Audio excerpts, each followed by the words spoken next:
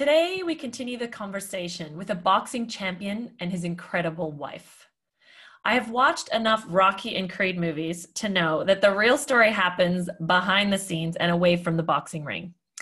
Jeff and Joanna Horn met in year 8 and eventually married in 2014. Joanna studied business and sports management and can be found ringside for all of Jeff's fights. Even his epic 12-round win in 2017 over welterweight world champion, I was going to ask you how to pronounce this, but Manny Pacquiao? Manny Pacquiao. Oh, Manny Pacquiao. Well, that's wrong on many levels. Sorry, Manny. But we don't care.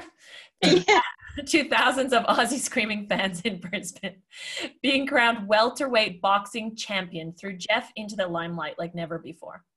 Nat introduced me to Jeff at the 2012 London Games, and I'll never forget this moment of him doing some form of like footwork, air punching, warm-up thing. And I'm thinking, can arms really accelerate that fast? It was like a Bruce Lee moment for me. We were in like a parking lot in the ground floor. It was very strange. But he was a relative unknown on the scene, and as his popularity has soared, his ego has not. His wife might have something else to say about it, but that's my impression. So I just love someone who, you know, the humility and understated character continues on no matter the success. So somehow he seems to always be the constant underdog that you can't help but pull for. I'm thinking maybe that's his strategy, but let's see. But then put yourself in the shoes of his high school sweetheart wife who has never missed a fight, with 2 young kids at home, who probably liked it a lot more when he was a PE teacher. You're watching the man you love, the father of your kids, constantly being beaten in the head. And there have been some bloody matchups for Jeff. So she has been quoted as saying, "When I see him looking dazed up there, it's just soul destroying." Being on the other side of the ropes, not knowing exactly what he's feeling or if he's all right, because it's not just me now, it's our daughters, Isabel and Charlotte, who need him too. And she's even gone as far as saying, I told this to Nat last night, how would you like it if you had to sit there and watch me get punched like that? And I'm like, I'm going to like getting to know this woman. So someone who says that knows what a lot of us are thinking. So as COVID-19 hits the sporting community hard, Jeff's April bout has been postponed. And so the pressure mounts to not only, you know, from promoters, but to get this fight underway. But he also had a plan of retiring at age 35. So I cannot wait to chat to this unassuming couple while the child is asleep, the daughter's asleep. And I really want to get a 300-degree view of the entire life of a fighter. So, okay. I'm wondering who between the two of you is going to have more to say today. What do you reckon before we get started? I don't know. Depends who the questions are directed at. Probably Jeffrey. Yeah. Jeff's going to talk more. Okay. All right, Jeff. Well, I'm going to make sure because the first question's to you, straight up. And I'm really curious. I want you, from your perspective, to tell the how you met story, because I sort of think it wasn't exactly love at first sight, was it? No, it wasn't. Look, That's Joe's question. Not Jeff. This is for Joe. I thought Jeff. it was for him. I thought you said Jeff. You're 2 J's. Sorry. Joanna. Let's go with that.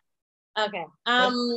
Yes. So we were friends for most of our years at high school. He was probably more into my friend than me. And, you know, that was fun. I like this story already. I didn't like him, you know. And then, I don't know, along came grade 12 and everything changed. And it was just kind of like, oh, who's this guy? You know, it was like. I think we saw each other out of uniform, which kind of hit it off. It was like, hey. Yeah, I think we went to the beach. Yeah. It is hard to get past the Aussie uniforms, I'm not going to lie. So schoolies really did it for you, Joanna? Yeah, it was just like, I don't know, first day of schoolies and yeah. There was a party before that, though, where we actually got together. So it wasn't quite schoolies. But we first officially started dating first day of schoolies. Okay. So to any parents out there, any parties, schoolies, don't send your kids. That's what I'm thinking. Everything was nice and innocent between you two. Nice friends. I don't even want to know. I didn't ask for details. Yeah. I'm sure people would like that, though. But I really want to hear a little bit about what your dreams for your life were. So growing up as a little girl, what were you into? What were the dreams or visions that you had for your life? So, like, I remember, because when I was younger in primary school and stuff, I was really sporty and, doing cross country and, field events and track events and all that sort of stuff. And I used to do little athletics as well. And I remember in like my year 7, like yearbook, I'd written down that I wanted to go to the Olympics to compete in the walk. And I was just like, that's what I'm going to do. Well, I never got there, but that's okay. I still got there to go to see him. But yeah, and then I don't know. I think I've always just known that I wanted to have, a family of my own and settle down. And yeah. Firstly, I am curious how somebody picks the walk. So how do you decide that that's what you're going to do at the Olympics? I don't know. I just loved it. Like when I was doing it, like at Little Athletics, I don't know. I was really good at it. And I guess it was just like, since you were good at it, you're kind of like, oh, I want to do this. Like I enjoyed doing it. Like it wasn't something where I felt like, oh, this is so hard. Like it just. So she was trying to choose the easiest thing to do. No. No. A little sledge there, Joe. But your Olympic, I actually want to talk about this for a second because my dream growing up was also to go to the Olympics. And ironically, I ended up going to a lot of them, but not as a competitor. Mm-hmm. And so your story mimics mine in that this podcast is a lot about manifesting your dreams. So I like to make light of it in the sense that you got to be really specific. Yeah. About what your dream is. Because you went, I went. Yeah. Yeah. But there was a couple things missing. Like we had other ideas as kids. So I think that it's in a playful way.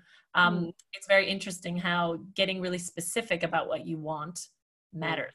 Yeah, definitely. That's a lot to do with the goal setting and having those little goals of how you're going to get to that last point. Because a lot of people do, as you say, go, oh, I want to be this, but then how do you get there? How what is that like? You don't actually. Okay, Jeff, tell us what it's like. So were you always a boxer? Did you do lots of sports growing up? And how did you choose like boxing as the one that you were going to create really specific, steps to accomplish? How did this whole boxing thing start? Look, as from a young age, I was all soccer or football. I always wanted to be a professional football player. It's very difficult, obviously, to become one of those. I probably didn't have the skills that needed for that, and I kind of figured that out at about age. I think I was 17. I tried out for a side in Runcorn in their first grade side, and I don't think I got picked. And I was like, well, this kind of destroys my dream because if I'm not picked at this age, I kind of need to find something else. And that's where I went to. I started figuring out I was half decent at fighting, or I had that fire in my belly at least, and I wanted to go learn how to protect myself and Joe when I was out clubbing and things like that when we were younger.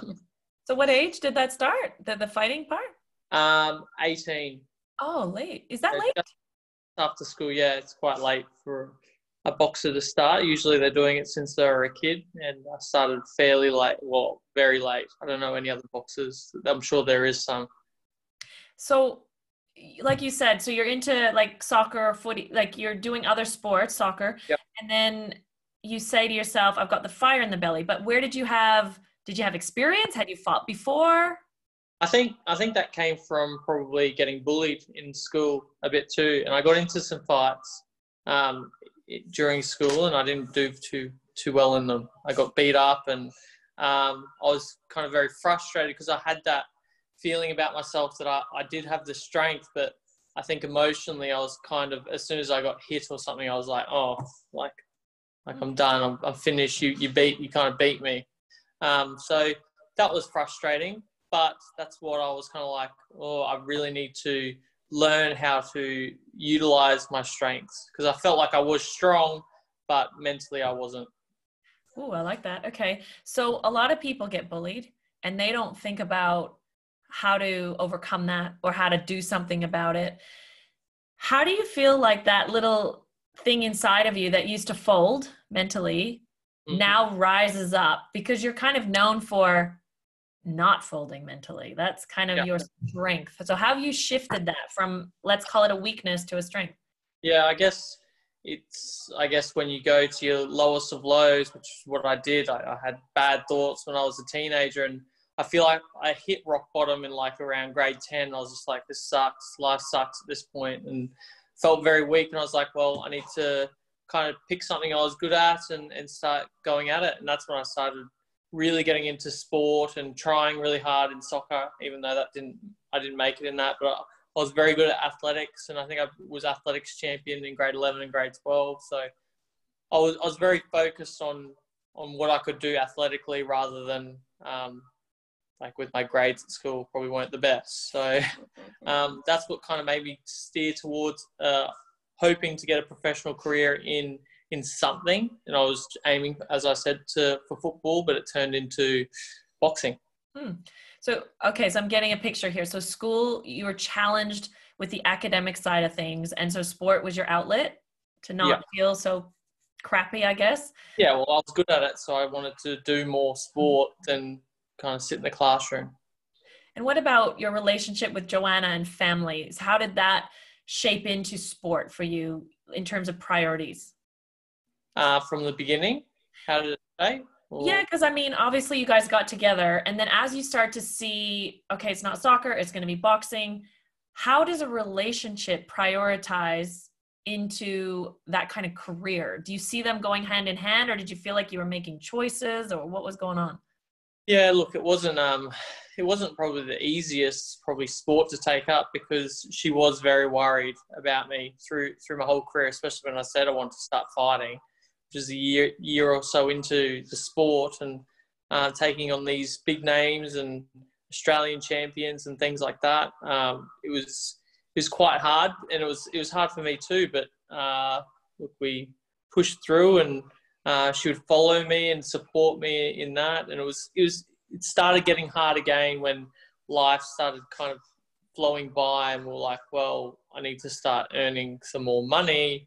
I need to start. I need a full-time job, or I need more money coming in some way. And it was kind of like, well, now I'm close to getting crack at the Olympics and things like that. So that flowed on. But as soon as you hit pro, I was like, well, now we need a source of money, or else I can't remember how old I was, like mid-20s. Yeah.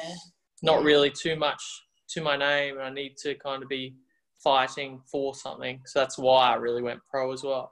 Yeah, okay. Thank you for that. So Joe, I want to talk about the stressors, like the stress of having someone you love, now the father of your kids, getting punched day in and day out. But just before that, give me, from your perspective, the financial stress. Do you feel like as a couple, you need to bring some more money in? He's thinking, I've got to go pro, I got to do this. What are you thinking in your head about that strategy he's got? I don't know. I know, like, when, he was like studying to be a teacher and everything, and he was doing that, I was kind of like, I'm happy with you doing that, bring home that paycheck, that's fine, but it was always in him that he wanted to, do sport for a living, and I think it kind of just was, well, that's what he wanted to do. And, I couldn't be the one to say no, because I fear, like, I don't want to be the one holding him back. If he's the one that wants to do it, he's got to do it. She knew she couldn't say no anyway. But that's actually really, okay. So this conversation is interesting, because we talked about the Olympic walker, and then we talk about, I'm going to be a professional athlete. You thought it was soccer, but when you really hear what your dream was, Jeff, about, I want to do this for my career, like Joe's saying, it was in you. Yeah. I think it's really interesting that it's kind of like, it's okay that it was another sport, but then Joe, you've got the stress of it. So how do you manage that? You don't want to shoot or kill his dream. How do you work with this? How do you cope? I don't know. To be honest, I don't know. Like, I think it's just literally you just sort of take it fight by fight, and it's kind of like, I just, throughout the training of each prep for a fight, I just try and make sure that, he's doing the best that he can to prepare for the fight, like, at the end of the day, I just have to trust it that it's going to be okay. You know what Nat asked me when I told her some of what you were sharing before we got on here? She's like, why does she go? Why does she go to the fights if she's so stressed? Oh, I think it'd be more stressful not being at the fights, you know, because fights, I can be there watching it, I'm watching it so closely. I'm like not moving a muscle, you know. My eyes are just following him and my whole body's tense. And I'd much rather be there and then see at the end of each round, I can see him in the corner and I see, he's nodding his head or whatever, Whereas if I wasn't there and I was hearing it on the phone or something, someone telling me round by round, they're just telling me what they're seeing, whereas I feel like I can see so much more. It's always a fearful of the unknown. We have it, I guess, as parents as well. I cannot imagine how hard it's going to be when we get older and our kids can kind of start driving and they're going out. And you're like, where are they going? What are they doing? Hopefully they're telling me the right thing. It's a fear of the unknown, not being there to be able to do anything about it. Good call. And I also, I totally get what you're saying there, Joanna, because I think when you're not there, the fear of the unknown, Jeff, what I think happens is we fill it in with like worst case scenarios. Like our mind, we're like doomsday. Yes. So if Joe's not there, you can imagine what she's creating, like too many movies, I'm sure, in her head as well. Exactly. Yeah, hospital death. Yeah. Your brain will just be like going way worse. And then if you can, if you could hear, I don't know, someone's got you on loudspeaker or something and you're hearing the crowd or something and you're not seeing what's going on. Oh my gosh. Who knows where your brain's going. So yeah, so much better to be there. So Jeff, you brought up the kids. What do they know about what you do? Isabel will occasionally find a boxing glove lying around and she punches me with it. But it sees me kind of shadow boxing and she'll kind of do the actions as well. But I don't think she knows really. She hasn't really watched me fight, I don't think. No, I don't think we've shown her a fight, me actually fighting. So she sees me training and throwing punches and things like that, but normally not at someone. So do you think you're going to make it? So okay, well, this isn't a future question about retirement, but if you by chance stop at 35, so do you think you'll make it without them ever watching you? And is that a goal? Do you not want them to see you fight? Look, I don't really mind, I guess. It's probably not the best thing for an under 6-year-old, even under 12-year-old would probably the best thing for them to watch. Because I don't think they'll understand it and they'll be like, why are you doing that? Like, I don't know. I just think they're too young to understand that what I'm doing is sport and for a living, not for just fun and games and punching people. Okay, so I'm going to be a kid. Why are you doing it? Why? For a job. It's how I bring, well, at the start was more about like the accolades of it, and I really strove to be the best in something, and I was able to get that world title of Pacquiao. But I guess now it's kind of a focus on setting up my family for the rest of their lives. I'd like to be able to do that for them, and I guess that's everyone's dream most people's dream to set up their kids for their futures as well. But if I said to you, Jeff, I'm going to pay you the same thing to lay bricks every day, same thing, and you're going to set up your family, would it be the same for you? Well, no, because I probably do enjoy probably boxing more than laying bricks. But if you would probably offer me something else that I might like doing that's not as dangerous, well, then maybe, I might swap over. At this stage, I wouldn't never have done that if I was early in my career, because I was really striving to be the best at boxing. Okay. And okay, so I've got so many questions about it. Because I think that even going to like a Winter Olympics, I remember thinking, man, these sports are a lot more death defying than beach volleyball. Like, we're playing in a sand pit. So is it like a dissociation, Jeff, from the risk? Do you just have to like tune everything out? How does it work? Look, you don't think about the risks. It's like what we do when everyone goes in their car and drive. You don't really think about, okay, well, I'm jumping in the car today, I could possibly get into a car crash and die. No one's kind of thinking that when they get in the car and driving. So I'm just going to training and you're not really thinking, oh, I just got a hit in the head. Maybe that's affecting me in a way and something's going to happen in the future. So, yeah, you're not really thinking about the future impacts of it. Well, that was a really good example, by the way. I think that everybody can get that, even though we hear about when you step out of your house, you have just as much risk of dying, and yet we all just disassociate from getting caught. Yeah, really good. So, Joe, does Jeff's demeanor change as a fight approaches? Like, how does he get? What's he like? Yes. So funny. Tell us. Oh my gosh. It's like I would say maybe like the week or two out from a fight, because in like the second last week, he's at his like very peak of training. And it's like, you don't even want to say one wrong word because you're going to get your head bitten off. And I have to remind myself, okay, it's okay. I know you don't really mean this. I'm not going to get hurt by what you're saying to me. And, you know, I just have to take a deep breath and just go. I'm still pretty good. Oh, he was bad. Like back when he was like training to be like in the welterweight. And so, and especially when he had to get down weight and he couldn't eat. I remember the night before weigh-in, I would have to, and like say he was over in New Zealand, right? So he'd go train, do his sweat session, and I'd be up in the room, sitting at the window, eating my dinner, so I could get the smell of the food out of the room before he came back upstairs. And I was like, this is ridiculous. So yeah, he's like a woman on a bad diet. Yeah, exactly. Oh, I'm so glad we're talking about the weight thing, you know, because again, in the movies, when we see people running with those special like vests on or garbage bags or whatever, is that what it's like, Jeff, to try to make weight? You do have to do it, depending on how much you have to lose. My last couple of fights at middleweight, I didn't have to drop as much, so I didn't have to do that as bad. I still did a training session, but not with the plastic on.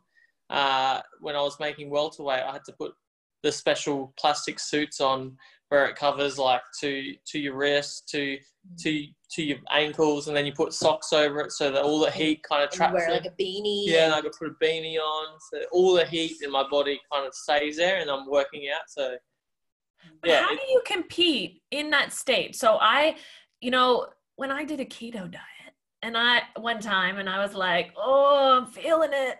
You know, the carbs are coming out of me. So you've got this extreme diet. You're sweating it out. I think you're kind of dehydrated. Is that true? Yeah. Okay. So you're dehydrated and then you're supposed to fight your best. How does that work? Yeah. Well, see, in the pros, you get 24 hours to weigh in. In the amateurs, we never even got to be able to do that because you had to make weight in the morning and then fight that day. So it was very, very hard as an amateur trying to make down that weight, but I was never sitting as heavy as I was now. Because I was probably 66, 67 as an amateur, making 64 kilos, but now I'm a pro and probably sit around 74, 75 kilos and got to get down to sometimes 66 and a half kilos or something. It's ridiculous how much you got to cut. So I have to go, hold on, from 74 to 66? Well, I probably wasn't that heavy when I was welterweight, probably more like 71. Okay. Five or so kilos. And that's just basically fluid drop. So the day before weigh-in, you're basically weighing almost 70, 71. And then I lose a couple of kilos that late in the afternoon the day before. And then don't hardly eat anything for dinner, have a salad, and then have a hot bath the next morning when I wake up. And the hot bath, basically, I'll try and strip like a good 3 kilos or something in that. And there we go. Hot. I'm on weight. All we need is a hot bath? What have we been missing, ladies? Trust me. I've tried. That's awesome. But it's sweating. I guess if you can trap yourself in heat. I used to do it in like saunas and things like that, but I found the best way for my body to sweat is actually just in a hot bathtub and just sweating it out in there. Yeah, right. And you changed weight. Why did you do that? You went up, right? I went up. I think the reason I went up is because I got an offer later in the year for a world title shot at that weight. I think that was against a Japanese bloke, Ryota Murata, his name was. And I fought Zarafa at that weight to kind of prepare myself for it, but that didn't go very well the first time. So I had to rematch him, and then the world title shot was out the window. And that's absolutely, it was crazy. It was a big cost in my career because that was like a $2 million payday that the weight fight was for. But I guess the guy probably... That's a lot of bricks you're going to have to pay to make that one up. Yes, but the guy could have possibly killed me because he was that good probably at middleweight. He was one of the best in the world. And I would have probably been very much hurt if I didn't cop my lesson, which was a knockout anyway against Michael Zarafa. Yeah, okay. How does all the politics go? As I was reading a little bit, trying to understand promoters and, oh, he's going to fight in this location, in this country, and all this kind of jockeying. And is it just crazy? Like, how do you two, I just can't even imagine you two jockeying that. Look, it's so hard to understand boxing really these days. There are 4 major sanctioning bodies, so 4 world titles kind of on offer for each weight division. So there's a weight division every 3 or 4 kilos, and then there's little side ones kind of getting created as well, which confuses people. But I don't know. I think that just that in itself, what I've even explained is like people are like, what? There's 4 different world champions in one weight division, and there's multiple weight divisions. So who's the best? Like, it's so hard to find out. And that's why the UFC is doing so well, because they've got one. They've only got the UFC champion. There's only one at the moment, so they know who the best is at what weight division. So boxing's got a lot of money in the sport, which is why they've been able to kind of split things up and trying to spread it around a bit. But it just does make it hard for the normal everyday person wanting to follow boxing to understand. Got it. It's, absolutely true. And Joe, what would you say as, when Jeff became a world champion, from your perspective, did he change? Like, how was the kind of recognition?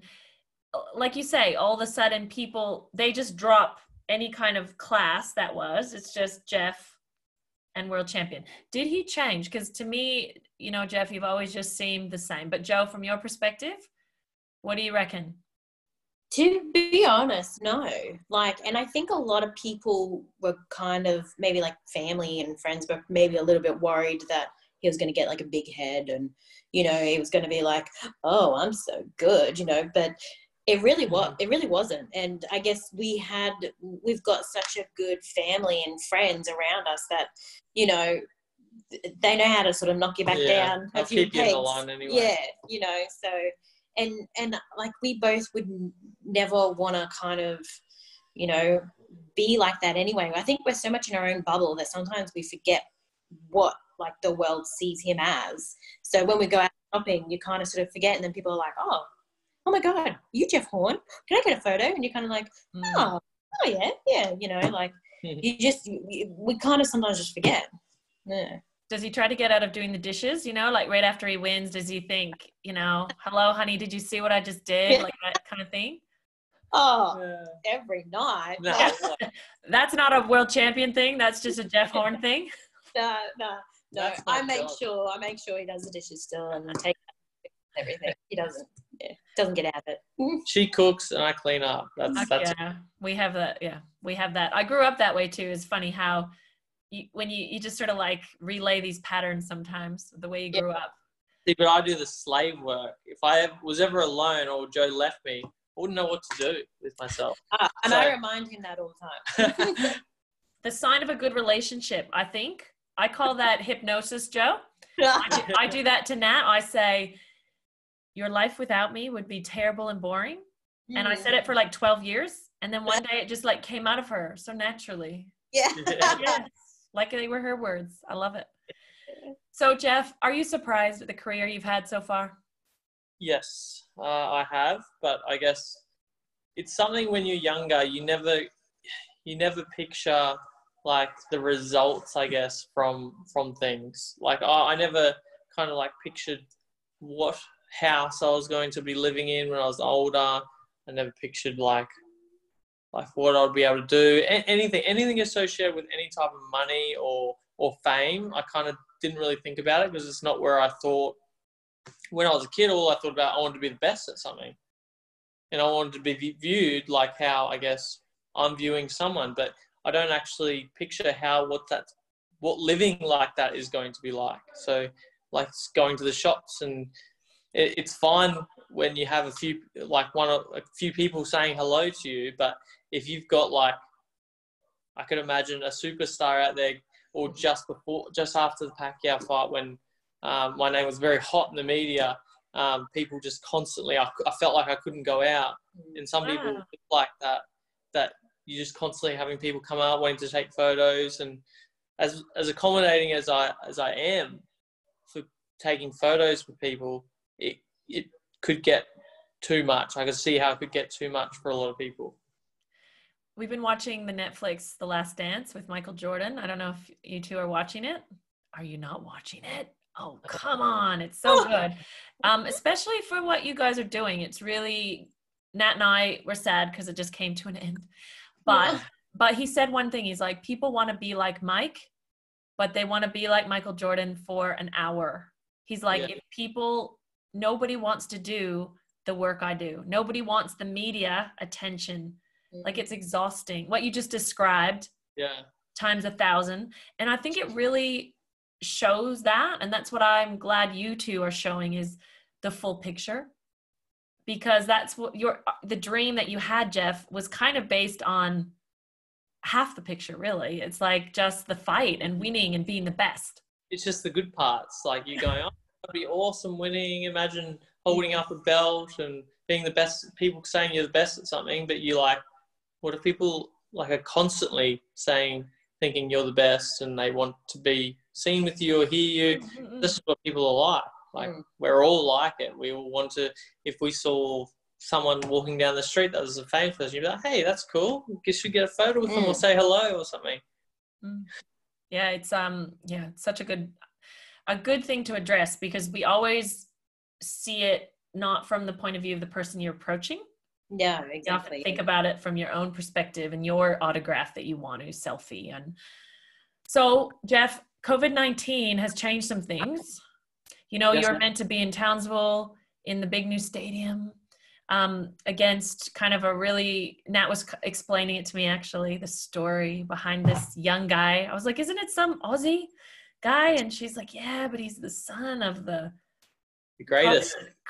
Costa Zoo. And I said, no, it's not him. His name's different at the end. She's like, no, you just can't spell it. I was like, okay.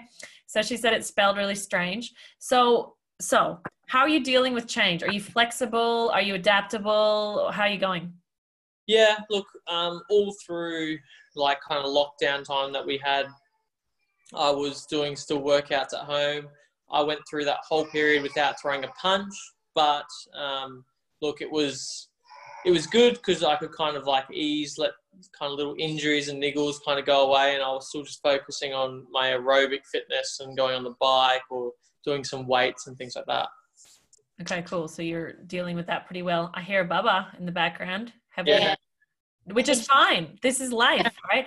So, and that's what I love about you guys even more, is that with 2 kids, Joe, with 2 kids now, I know you said you're not having another baby until he's finished. And so do you wish Jeff had another career? Let's work with retirement. And what can you imagine him doing?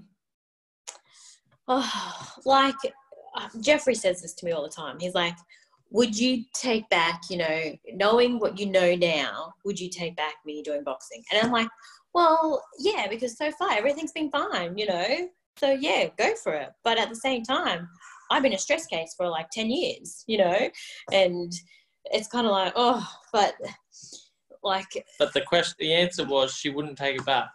Yeah, and I think I now you could just go to an ashram in India just to decompress, Joanna, all that stress that has been in your body when he turns 35. You could just breathe it out. Okay, so it's a hard question because Jeff, do you think about it? What are you going to do after? Sometimes, like I know I've got the AMADA program, the anti-bullying program that we're kind of involved with, which I'll probably be more heavily involved with, and then maybe I'll do like a speaking circuit for a little while. So I feel like I've got like at least probably a year or two, possibly after covered doing that.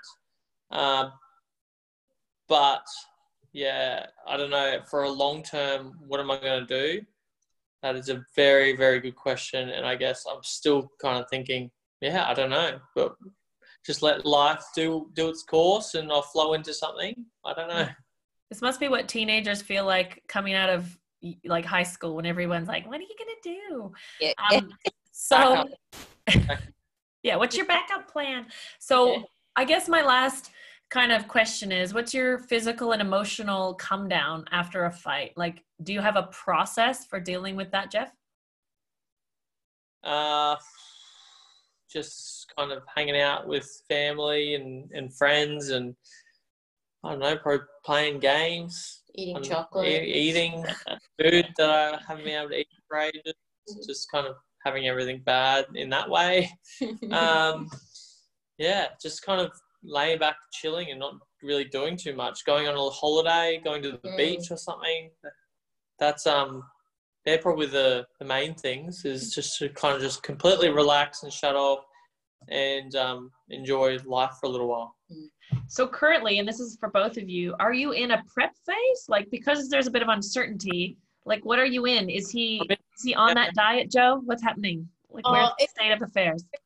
Like a semi diet, like he's not like full into it, you know, getting his meals prepared like he was, but like half the week we do HelloFresh meals, you know, and and that's good, and then the other half I do cooking, and so, you know, it's somewhat okay. And yeah, I guess because we're trying to be healthy-ish. Yeah. Like sometimes not always having like maybe once a week or something, having something cheat wise, but we're kind of a little bit more relaxed than what it is completely strict in a prep. Okay. I think you should be sponsored by HelloFresh. I just got that. I said that, and she said it on camera. I was like, hello, HelloFresh. No, you should, because there's some weird thing there's something at the moment. They're sponsoring, oh man, who is it? It's some Aussie celebrity, and they're sponsored by HelloFresh, and they eat their meal with somebody else, another celebrity. So I was like, oh, Jeff could do that. You should be eating with Nat. You and Nat should be eating. So you each eat at your house, and then you can go live or something on it. Anyway, HelloFresh, you're welcome. We just set that up for you. Yeah. I just want to thank you both, because Nat said, oh, it's going to take too long interviewing them because there's so many questions, and it's very true. However, what I love the most about you both is how you go back and forth, the ease that you have. I can tell you've known each other a long freaking time. Tell me about it. Yeah. Oh my, that was so beautiful, Jeff. You're going to get in trouble when you get off. But you're as real as we knew you would be. And thank you so much for opening yourselves up, because it's my deep belief that if we could just get people off of these pedestals that we put people on, we can all begin to live the dreams that we have for our life. Because really, you know, whether it was Joe going to be the Olympic walker, or the dreams of having a family, or Jeff going, I want to do sport for my life. I mean, you're just two people figuring it out, just like the rest of us. So thank you so much. That's all right. No worries. Thanks for the chat, Sarah.